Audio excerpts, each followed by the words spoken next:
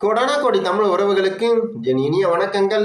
விஜய் அவர்கள் சிஎம் ஆகி இன்னையோட 75வது நாள் ஆகுது. நாட்கள் போறதே தெரியல, எவ்வளவு ஃபாஸ்டா போயிருக்கு பாருங்க.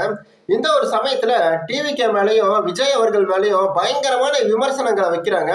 உண்மையாவே இந்த விமர்சனங்கள் சரியானது தானா? என்னென்ன பிரச்சனை போயிட்டு இருக்கு, சிஎம் இதுக்கு என்ன ஆக்ஷன் எடுத்திருக்காரு அப்படின்னு பாத்தீங்கன்னா பாத்துருவோம். முக்கியமான விஷயத்த நம்ம பேசுவோம். ஏன்னா பாத்தீங்கன்னா ஜனநாயகன் படம் நேத்து தான் பாத்தீங்கன்னா ரிலீஸ் ஆயிருக்கு. சிஎம் விஜய் அவர்களுடைய கடைசி படம். இந்த கடைசி படம் பார்த்தவங்க பாத்தீங்கன்னா அமைச்சர்கள் இருந்து எம்எல்ஏ இருந்து எல்லாரும் பாத்தீங்கன்னா கண்ணீர் விட்டிருப்பாங்க.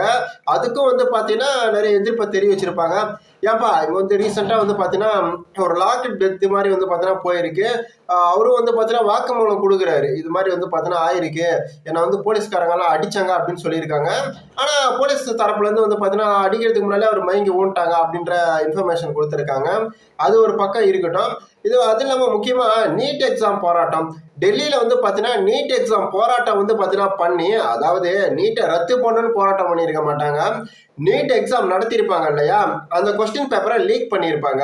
ஏன்பா வருஷம் இதை நீங்க எதை தான் பண்றீங்க? 5 வருஷத்துல கிட்டத்தட்ட 3 வாட்டி இது மாதிரி கொஸ்டின் பேப்பர் லீக் அப்படின்னு சொல்லிட்டு எக்ஸாம் எல்லாம் செல்லாதுன்னு அப்படின்னு சொல்றாங்க.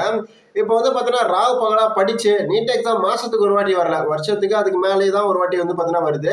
அப்படி வரும்போது நம்ம ஆனா டாக்டர் தான் ஆகணும் அப்படின்னு சொல்லிட்டு கஷ்டப்பட்டு படிச்சு தூக்கத்தை விட்டு கோச்சிங் சென்டர் போய் ஃபீஸ் கட்டி இப்படி அயராம படிச்சு உழைச்சு படிச்சு பாத்தீங்கன்னா பாஸ் பண்ணிடுவாங்க.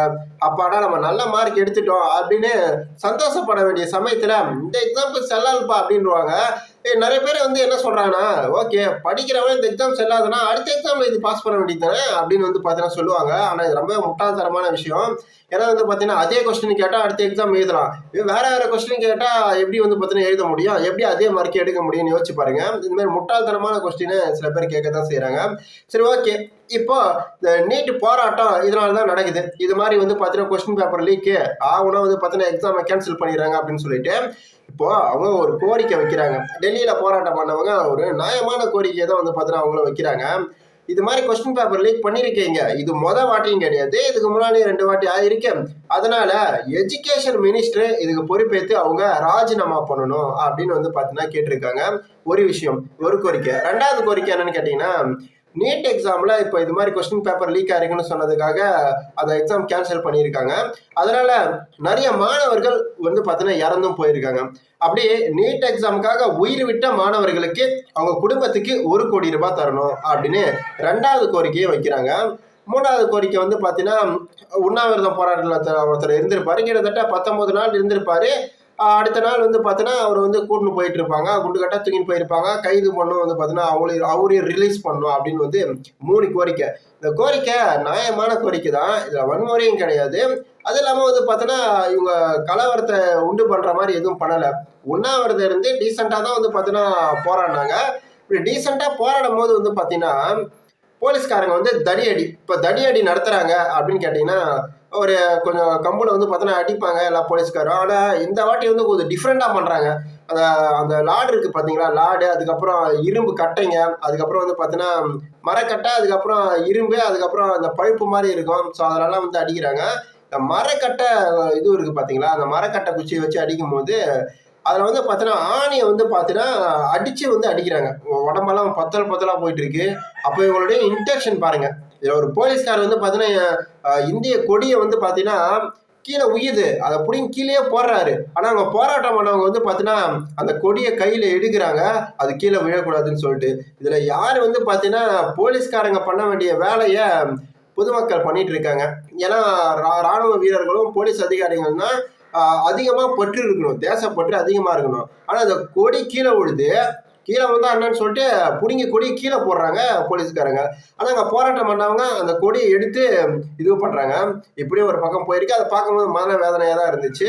இதெல்லாம் பண்ணிட்டு அதுக்கப்புறம் பார்த்தீங்கன்னா அந்த இடத்தையும் பார்த்தீங்கன்னா ஒரு மாதிரி பண்ணி விட்டு முடிச்சிட்டாங்க. பெண்களை பயங்கரமாக அப்யூஸ் பண்ணியிருக்காங்க. முக்கியமாக ரொம்ப கொடுமையாக இருக்குது, அதெல்லாம் பார்க்கவே முடியல. இந்த மாதிரி எல்லாம் பார்த்தீங்கன்னா பண்ணி முடிச்சுட்டாங்க. கலவரம் பண்ணி போலீஸ்காரங்க பார்த்தீங்கன்னா மக்கள் கலவரம் பண்ணல, போலீஸ்காரங்க தான் உண்மையாகவே கலவரம் பண்ணுது. இதில் சில பேர் எல்லாம் போலீஸ்காரங்களே தெரியல, ஹெல்மெட்டை போட்டு போலீஸ் ட்ரெஸ்ஸில் வராமல் அப்படியே 2 காலையும் தரையிலேருந்து தூக்கி பயங்கரமாக பார்த்தீங்கன்னா இது பண்ணுறாங்க. அந்த ஆள் அப்போ கூட அந்த தேசிய கொடியை விடாமல் பார்த்தீங்கன்னா பிடிச்சின்னு தான் இருக்காரு. இன்னொருத்தர் வந்து என்ன அடிங்க, என்ன வேணா பண்ணீங்க சார், அடிக்கும் போது கூட சாருன்னு தான் சொல்றாரு, அடிங்க சார் அடிங்க சார், அடிச்சு என்ன வேணா பண்ணுங்க சார், அந்த கோரிக்கை கொஞ்சம் நிறைவேற்றுங்க சார் தான்ன்றாங்க.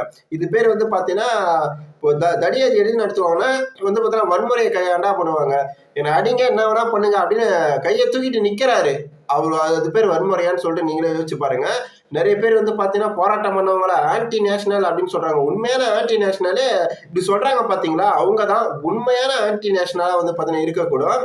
ஏன்னா வருங்கால இளைஞர்களை வருங்கால மாணவர்களை அடிச்சது மட்டும் இல்லாம அவங்கள ஆன்டி நேஷன் சொல்றாங்கன்னா அப்ப இவங்க எவ்வளவு பெரிய ஆன்டி நேஷனா இருப்பாங்கன்னு சொல்லிட்டு நீங்க யோசிச்சு பாருங்க. அந்த கொடியை வந்து தேசிய கொடியை கையிலேயே பிடிக்கிறாரு. எவ்வளவு அடி வாங்கினாலும் அந்த மண்ணுல விடாம வந்து தூக்கி பிடிக்கிறாரு. அவரு ஆன்டி நேஷனலா? கலவரம் பண்ணது உண்மையாவே அந்த போலீஸ் அதிகாரிகளும் காவல் அதிகாரியும் தான். அந்த கொடியை பிடுங்கி தேசிய கொடியை கீழே போடுற அந்த காவல் அதிகாரிகளையும் ஆன்டி நேஷனல் சொல்ற போராடுறவங்கள ஆன்டி நேஷனல் சொல்ற இவங்க தான் உண்மையான ஆன்டி நேஷனலாவே இருக்காங்க. இது மாதிரி ஆளுங்களை ஒழிச்சாலே போதுங்க, இந்தியா வந்து பாத்தீங்கன்னா எப்பயுமே ஒரு ஜம்முன்னு சூப்பரா வந்து பாத்தீங்கன்னா இருக்கும். இந்த ஆன்டி நேஷனல் இந்த போராடுறவங்கள ஆன்டி நேஷனல் சொல்லி இந்த வன்முறையை தூண்டுறாங்க பாருங்க, இவங்க தான் முக்கியமான காரணமே. இந்த மாதிரி ஆளுங்களை வந்து பாத்தீங்கன்னா பிடிச்சி உள்ள போட்டாலே வந்து பாத்தீங்கன்னா நாடு கொஞ்சம் நிம்மதியா தான் இருக்கும். சரி, இது ஒரு பக்கம் இருக்கட்டும். இப்ப இவ்வளவு விஷயம் நடந்திருக்கு. இப்ப சிஎம் தமிழ்நாட்டு சிஎம்க்கு வருவாங்க. இப்போ டெல்லியில வந்து பாத்தீங்கன்னா இது மாதிரி தடியடி நடத்தி கலைச்சு விட்டாங்க. பீகார்ல வந்து பாத்தீங்கன்னா பீகார்ல வந்து இது மாதிரி எல்லாம் அமைதியா பண்ணல. போலீஸ்காரங்களே வந்து பாத்தீங்கன்னா அடிச்சு விரட்டுற மாதிரியும் போலீஸ்காரங்க காரை உடைக்கிற மாதிரியும் தான் பண்ணாங்க. பீகார்ல வந்து பாத்தீங்கன்னா அது மாதிரி பண்ணாங்க. டெல்லியில அது மாதிரி பண்ணாங்க. கர்நாடகால இப்ப என்ன பண்றாங்கன்னா அனிதா அவர்களா நிறைய பேருக்கு வந்து பாத்தீங்கன்னா தெரிஞ்சிருக்கும்.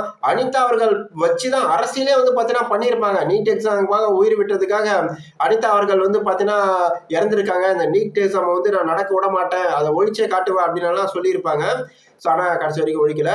ஸோ ஓகே, சிஎம் அவர்கள் இதுக்கு முன்னால நீட் எக்ஸாமை நான் தடை பண்ணி ஆகுவேன் அப்படின்ற மாதிரி தான் பேசியிருப்பாரு. ஸோ இப்போ விஷயத்துக்கு வரும். இப்போ இந்த அனிதா அவர்களை வச்சு கர்நாடகால பேசுறாங்க. இங்க பாருங்க, நீட் எக்ஸாமுக்காக அனிதா அவர்கள் உயிர் விட்டுருக்காங்க அப்படின்னு கர்நாடகால பேசுறாங்க, டெல்லியில பேசுறாங்க, பீகார்ல பேசுறாங்க. ஆனா தமிழ்நாட்டுல பேசவே கிடையாது. ஜனநாயகன் படத்துக்கு தான் போயிட்டு டிக்கெட் 800 நினைக்கிறேன். ஆனா அதிக விலை தான் டிக்கெட்டு. வழக்கமா வந்து பாத்தீங்கன்னா ஒரு 300 200 500 இப்படி 500 தான். ஆனா 800 கொஞ்சம் அதிகம் தான். சரி, இருந்தாலும் லாஸ்ட் படம்ன்றதால அது ஒன்றும் பிரச்சனை கிடையாதுன்னு வச்சுங்களேன். அதெல்லாம் நமக்கு பிரச்சனை கிடையாதுன்னு வச்சுங்களேன். ஆனா கேட்க வேண்டிய கேள்வி என்ன, என் மனசுக்குள்ள இருக்கிற இது என்ன, ஏன்னா டெய்லி சிஎம் அவர்கள் பண்றத பெருமையா நான் போட்டுட்டு இருக்கேன். எந்த விதத்திலையும் குறை சொல்ற மாதிரி நான் போட்டதே கிடையாது. சின்ன சின்ன விஷயங்கள் இருந்தாலும் அது வந்து சிஎம் விஜய் அவர்களால நடந்த குறையா இருக்காது. அதில் இருக்கிற எம்எல்ஏவா இருக்கட்டும், இல்ல டிவிக்கே ஏதாவது தொண்டர்கள் பண்ணுவாங்க, அந்த தப்பு தான் பண்ணுவாங்க. அதையும் இது தப்பு நம்ம சொல்லுவோம். இப்போ விஜய் அவர்கள் வந்து பாத்தீங்கன்னா தமிழ்நாட்டுல இதை பத்தி இப்ப வரைக்கும் வந்து பேசாம இருக்காரு. அதே மாதிரி ஒருத்தர் ஜனநாயகன் படத்துக்கு போயிருப்பாரு. அங்க போயிட்டு நீட் எக்ஸாமுக்காக பேச வருவாரு. உடனே போலீஸ்காரங்க வந்து பாத்தீங்கன்னா இதெல்லாம் இங்க பேசக்கூடாது அப்படின்னு ஒரு வாயை அடிச்சிடுறாங்க. ஏன் போலீஸ் அதை பண்ணணும்? எனக்கு என்ன ஆசைனா, விஜய் அவர்களும் நீட் எக்ஸாமுக்காக வந்து எதிராக தான் வந்து பாத்தீங்கன்னா பேசியிருக்காரு. உடனே சில பேர் என்ன சொல்றாங்கன்னா, சிஎம் அவர்கள் வந்து பாத்தீங்கன்னா நீட் எக்ஸாமுக்கு வந்து பாத்தீங்கன்னா தடை தான் பண்ணணும்னு சொன்னாரு. இவங்க என்ன பண்றாங்க, இதெல்லாம் பேப்பர் லீக் ஆயிருக்கே, இதுக்கு தானே போராடுறாங்க, இதுக்கு ஏன் வரணும் அப்படின்னு ரொம்ப முட்டாள்தனமா பேசுறாங்க. இது ரொம்பவே தப்பான விஷயம். ரைட், இப்ப முக்கியமான விஷயத்துக்கு வந்து பாத்தீங்கன்னா வந்துருவோம். இங்க நிறைய மாநிலங்கள் இப்படி போராடிட்டு இருக்காங்க. தமிழ்நாட்டிலயும் வந்து பாத்தீங்கன்னா ஒரு சில இடத்த இப்படி போராட ட்ரை பண்ணாங்க. போலீஸ் வந்து கப்புன்னு அடக்கிட்டாங்க. இதுக்கு காரணம் திமுக தான். திமுக தான் இப்படி போராடுறதுக்கு தூண்டுச்சு அப்படின்னு சொல்லுது. ஆனா இதுல என்ன தப்புன்னு நான் கேட்கிறேன். நல்லா ஒரு விஷயத்த புரிஞ்சுக்கங்க, இது தப்பான விஷயம் கிடையாது. உதாரணத்துக்கு நல்லா புரியுற மாதிரி உங்களுக்கு சொல்றேன். இப்ப இந்திய திணிக்கிறாங்கன்னு வச்சுங்களேன். இந்தி திணிப்புக்காக திமுக எதிர்த்து பேசுது. நீங்க என்ன பண்ணுவீங்க? திமுக எதிர்த்து பேசுது, திமுக போராடுது, அதான் நம்ம போராடாம கம்முன்னு இருந்துடணும் அப்படின்னு சொல்லிட்டு இருந்துட்டா யாருக்கு பாதிப்பு? ஈஸியா இந்தி திணிச்சிட்டு போயிடுவாங்க. அதே மாதிரிதான் திமுக போராடுதுன்னா அவங்கள ஓரம் கட்டிட்டு அவங்களுக்கு மேல நம்ம கட்சி சார்பா நம்ம போராடணும். அதுதான் வந்து பாத்தீங்கன்னா நானும் எதிர்பார்த்தேன். ஏன்னா இது வந்து பொதுவான பிரச்சனை. இது வந்து பாத்தீங்கன்னா கட்சி பிரச்சனையோ இல்ல அவங்க போராடுறாங்க அதனால நம்ம போராடக்கூடாது, அவங்க எது பண்றாங்களோ அதெல்லாம் நமக்கு சப்போர்ட் பண்ண அப்படி கிடையாது. இது அவங்க போராடுறாங்கன்னா அவங்களுக்கும் மேல போராடி நம்ம கட்சி எப்படி முன்னால நின்னுச்சு பாருங்க, டிவிக்கு எவ்வளவு சூப்பரா சிறப்பா செயல்பட்டுச்சு பாருங்க அப்படின்ற மாதிரிதான் நம்ம பண்ணணுமே தவிர அவங்க போராடுறாங்க நம்ம ஏன் போராடணும், நம்ம மட்டும் நம்ம வேலையை பார்த்துன்னு இருப்போம் அப்படின்னால இருக்கவே கூடாது. சரி, இப்ப ஜனநாயகன் படம் வேற புதுசா வந்திருக்கு, அதை பார்க்க விடாததுக்கு தான் இப்படி பண்றாங்க அப்படின்னு சொல்றாங்க. இந்த விஷயம் இப்ப ஜனநாயகன் படம் வந்து பாத்தீங்கன்னா இப்ப ரிலீஸ் ஆகணும் யாருக்கும் தெரியாது. அதே மாதிரி இந்த மாதிரி டெல்லியில ஒரு விஷயம் நடந்துச்சு. இது மாநிலங்களாவோ இல்ல வெடிக்கணும் யாருக்கும் தெரியாது. இது எதர்ச்சியா நடந்த ஒரு விஷயம். இது யாரும் பிளான் பண்ணி எல்லாம் பண்ணவே முடியாது. இப்படி ஒரு சில விஷயம் போயிட்டு இருக்கு. நான் என்ன நினைக்கிறேன்னா, சிஎம் விஜய் அவர்கள் இதுக்கு என்ன பண்ணணும் அப்படின்னு நான் நினைக்கிறேன்னா, டெல்லியில போராடினாங்க, தடியடி பண்ணாங்க. சில பேரெல்லாம் போலீஸே கிடையாது, பயங்கரமா பார்த்தீங்கன்னா ஆணி வச்செல்லாம் அடிச்சிருக்காங்க, இது மாதிரி பண்ணியிருக்காங்க. அதுக்கப்புறம் பீகார்லயும் பார்த்தீங்கன்னா போராடினாங்க. இப்போ பார்த்தீங்கன்னா கர்நாடகால தமிழ் இனத்தை சேர்ந்த ஒரு பெண்மணி இறந்திருக்காங்க. அவங்க அனிதா அவர்களோட போட்டோ வச்சு கர்நாடகா போராடினு இருக்காங்க.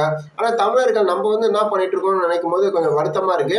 அதே மாதிரி சிஎம் அவர்கள் என்ன பண்ணா நல்லா இருக்கும்னு கேட்டீங்கன்னா, இப்போ எல்லா இடத்தையும் தடியடி நடத்தினாங்க போலீஸ். ஆனா சிஎம் விஜய் அவர்கள் என்ன பண்ணுனா, நானே இதுக்கு சப்போர்ட் பண்றேன். ஏன்னா இதுக்கு முன்னாலே பார்த்தீங்கன்னா நீட்டுக்கு எதிராக போராடினாரு.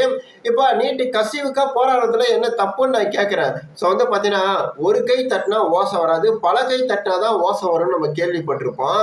அந்த வகையில ஒரு மாநிலங்கள் அளவுல இது பெருசா பேசப்படுது. இப்ப பேசாம எல்லாம் அணைஞ்சு நெருப்பெல்லாம் எரிஞ்சு அணைஞ்சு முடிஞ்சதுக்கு அப்புறம் நீட்டை எதிர்க்கிறேன், நீட்டை ஒழிக்கிறேன் அப்படின்னு நம்ம மட்டும் ஒரு கையை தட்டினா அது சத்தமா கேட்குமா? எல்லாரும் இது பண்ணும் போதே இதை ஒழிக்கணும்னா போராடணும், இல்லைன்னா அதை திருத்தணும்னா அந்த நீட் எக்ஸாம் கசிவை பார்த்தீங்கன்னா பண்ணவங்களை ராஜினாமா பண்ண வைக்கணும் அப்படின்றதுக்காக போராடணும். எதுவுமே பண்ணாம இருக்கிறதுல ரொம்பவே தப்பான விஷயம். தமிழ்நாட்டில் பார்த்தீங்கன்னா சிஎம் அவர்களே போலீஸ் பாதுகாப்போட போலீஸும் சேர்ந்தே போறான்னா இன்னும் சூப்பரா இருக்கும். செமையா பேசுவாங்க. எல்லாரும் எப்படி பேசுவாங்கன்னா, ஏன்பா மற்ற ஸ்டேட்லாம் பார்த்தீங்கன்னா மக்கள் போராடினாங்க, போலீஸ் தடியடி பண்ணாங்க, கட்டையில இரும்பு கம்பியை பார்த்தீங்கன்னா சொருவி ஆணையை சொருவி அடிச்சு மண்டையை உடச்சி கலவரம் பண்ணாங்க. ஆனா தமிழ்நாட்டில் பார்த்தீங்களா போலீஸும் போராடுறாங்க, போலீஸ் கூடவே மக்களும் போராடினாங்க. ஏன் சிஎம் அவர்களே இதுக்கு ஆதரவு தெரிவிச்சு அவரும் போராடி இருக்காரு அப்படின்னு சொன்னா எவ்வளவு ஒரு பெருமையா இருக்கும், எவ்வளவு ஒரு நல்ல விஷயமா இருக்கும் அப்படின்னு சொல்லிட்டு நீங்க யோசிச்சு பாருங்க. அதைத்தான் நானும் எதிர்பார்த்தேன். திமுக பார்த்தீங்கன்னா இதுக்கு போராடுதுன்னா அதையும் முந்திக்கினே நம்ம இதுக்கு பார்த்தீங்கன்னா முற்றுப்புள்ளி வைக்கலாம். ஏன் அவங்க போராடுறாங்க, நம்ம போராடணும் அப்படின்னு சொல்லிட்டு இது அப்படி அமைதியா இருந்தீங்கன்னா, நீங்க தமிழ்நாட்டில் யாரும் நீட் எக்ஸாமே எழுதலையா அப்படின்னு யோசிச்சு பாருங்க. யாரும் தமிழ்நாட்டில் பாதிக்கப்படலையா? நீட் எக்ஸாமால இது மாதிரி பார்த்தீங்கன்னா எக்ஸாம் பார்த்தீங்கன்னா வைக்கிறது, கொஸ்டின் பேப்பர் லீக் ஆயிடுச்சு அப்படின்னு கேன்சல் பண்றது, தமிழ் மாணவர்கள் யாரும் பாதிக்கப்படலையா? தமிழ்நாட்டில் யாரும் பாதிக்கப்படலையா? நீட் எக்ஸாமால யாரும் தமிழ்நாட்டில் உயிரிழக்கலையா? அப்ப இதுக்காக நம்ம போராடக்கூடாதா அப்படின்னு சொல்லிட்டு நீங்களே யோசிச்சு பாருங்க. ஸோ பார்த்தீங்கன்னா திமுக இதுக்கு போராடுதுன்னா அவங்கள விட பெஸ்டா நம்ம பர்ஃபார்மன்ஸ் பண்ணி மக்கள் பேர்ல பார்த்தீங்கன்னா ஒரு மனசுல இடத்த பிடிக்கணும் அப்படின்னு தான் யோசிக்கணுமே தவிர, நாளைக்கு பார்த்தீங்கன்னா இந்திய திணிச்சா திமுக போராடுது, நான் போராட மாட்டேன்பா, இது திமுக பிளான்பா, நான் அமைதியா தான் இருந்தீங்கன்னா பார்த்தீங்கன்னா ஈஸியா இந்திய திணிச்சுட்டு போயிடுவான். எதுக்கு முதல்ல பார்த்தீங்கன்னா அரசியல் ரீதியா இதுவும் பண்ணும். ஸோ எந்தெந்த விஷயத்துக்கெல்லாம் போராடணும் அப்படின்ற புரிதல் நமக்குள்ள பார்த்தீங்கன்னா இருக்கணும். ஸோ அதே மாதிரி ஜனநாயகர் படத்துக்கு போங்க, தப்பே கிடையாதுங்க. போயிட்டு பார்த்தீங்கன்னா இதுக்கு போராடுங்க, அவ்வளோதான். ஒருத்தர் ஜனநாயக படத்துக்கு போயிட்டே பேசுவார், அங்கேயும் பார்த்தீங்கன்னா அவரை பேச விடாம தடுக்கிறாங்க காவல்துறை. இது பார்க்கும்போது கொஞ்சம் உண்மையாகவே வருத்தமாக தான் இருந்துச்சு. ஏன்னா டிவிக்கே சார்பாக தான் நான் பேசிகிட்டு இருக்கேன். ஒரு தப்பு நடந்தாலும் பார்த்தீங்கன்னா அதை நான் ஆனஸ்டாக பார்த்தீங்கன்னா கேட்டுட்டு தான் இருக்கேன். ஸோ சிஎம் அவர்களும் இதுக்கு பார்த்தீங்கன்னா விரைந்து தமிழ்நாட்டை பார்த்தீங்கன்னா எல்லாரும் சிஎம் அவர்களே இதுக்கு ஆதரவு தெரிவிக்கணும். வாங்கப்பா எல்லாரும் ஒன்னா போய் போராடலாம் அப்படின்னு சொல்லிட்டு சிஎம் அவர்களும் வந்தா செமையா இருக்காது? யோசிச்சு பாருங்க. ஏன்னா பார்த்தீங்கன்னா சிஎம் அவர்களும் இதுக்கு முன்னாடி நீட் எக்ஸாமுக்கு எதிராக பேசியிருக்காரு, நீட் எக்ஸாம் ஒழிக்கணும்னு பேசியிருக்காரு, நீட் எக்ஸாம் வராம தடுக்கணும்னு பார்த்தீங்கன்னா பேசியிருக்காரு. அது 2வது கட்டம் தான். இப்போ இதுக்கு ஒரு முற்றுப்புள்ளி வைக்கலாமே அப்படின்னு சொல்லிட்டு நம்ம இதுவும் பண்ணலாம்ல. அப்படி இல்லைன்னா இப்பயே கூட நான் நீட் எக்ஸாமை ஒழிக்கிறேன் அப்படின்னு கூட சிஎம் அறிவிச்சு மக்களை போராட சொல்லலாம்ல.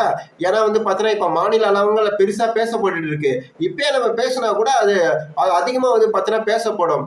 எல்லாரும் பேசி முடிஞ்சு நெருப்பு எரிஞ்சு அணைஞ்ச பிறகு தண்ணி ஊத்தி எல்லாம் முடிஞ்ச பிறகு நான் நீட் எக்ஸாம் ஒழிக்க போறேன் அப்படின்னு நீங்க போராடினீங்கன்னா நீங்க கொஞ்சம் யோசிச்சு பாருங்க. மற்ற மாநிலங்கள்ல இருக்கிறவன் ஏன்பா நாங்க கட்டையில அடி வாங்கி ரத்தம் ஊத்த ஊத்த ஓடினும் போது நீங்க தமிழ்நாட்டுல இருந்து ஒரு சின்ன போராட்டமும் நடத்தல, எங்களுக்கு ஆதரவா எதுவுமே பண்ணல, இப்ப மட்டும் தனியா இது பண்றீங்களே, யோசிப்பாங்களா யோசிக்க மாட்டாங்களா? நீங்களே கொஞ்சம் ஒரு நார்மலா பார்த்தீங்கன்னா யோசிச்சு பாருங்க. இதுதான் என் மனசுக்கு பட்டது. இத்தனை நாட்களா பார்த்தீங்கன்னா டிவிக்கே சூப்பரா தான் ஆட்சி பண்ணிட்டு இருந்துச்சு. ஸ்டார்டிங்ல இப்பதான் புதுசா வந்திருக்காங்க, நம்மளும் பெருசா குறை சொல்லவே கிடையாது. ஸோ இது மாதிரி விஷயத்தையும் கொஞ்சம் கேர்ஃபுல்லா இன்னும் கொஞ்சம் நல்லா ஹேண்டில் பண்ணா நல்லா இருக்கும்னு சொல்லிட்டு நான் நினைக்கிறேன். ஏன்னா கட்சி சார்பா இன்னொரு முக்கியமான விஷயம் என்னன்னு கேட்டீங்கன்னா, திமுக நீட்டை ஒழிக்கிறேன் அப்படின்னு சொல்லிட்டு ஆட்சிக்கு வந்துச்சு, அவங்க ஒழிக்கவே இல்லை அப்படின்னு மட்டும்தான் பேசுறாங்களே தவிர இதுக்கு தீர்வே கொண்டு வர மாட்டேங்கிறாங்க. நான் என்ன சொல்றேன்னா, ஆமா அவங்க நீட்டை ஒழிக்கிறாங்கன்னு சொல்லிட்டு ஆட்சிக்கு வந்தாங்க, ஒழிக்கல. ஏன்னா அவங்க தான் தூய சக்தி, அவங்க வந்து பார்த்தீங்கன்னா தீய சக்தியாச்சு. அவங்க வந்து பார்த்தீங்கன்னா அவங்க வந்து பண்றது சரியில்லைன்னு சொல்லிட்டு தானே நம்ம சொல்லி ஆட்சிக்கு வந்தோம்.